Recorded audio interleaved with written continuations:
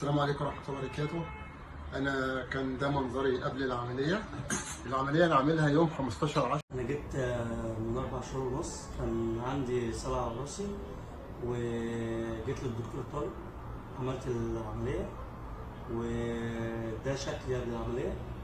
ودي صورتي كانت قبل العملية، ودي برضو صورتي قبل العملية. وطبعا الحمد لله رب العالمين دلوقتي انا بقيت قدامكم وانا تمام الحمد لله رب العالمين. فجيت حجزت هنا عند الدكتور، يعني مخدناش يومين، جيت على طول عملت العملية. تقريبا زرعت 3500 3600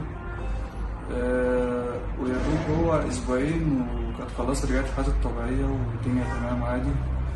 وكانت صورتي كده قبل ما ازرع بس، ودي النتيجة ايه بعد 11 شهر.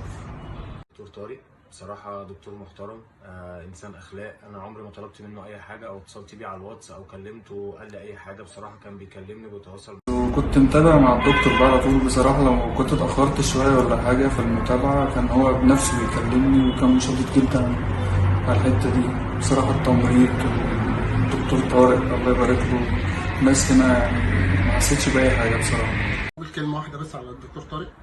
هتلاقي أخ معاك، هتلاقي بيكلمك باستمرار، متابعك حالتك. مفيش سجاير. المكان مش هقول لك النظافة ومش النظافة، لا، الدكتور طارق فيه 3 ميزات: الأمان والاستمرارية وعدم الاستغلال.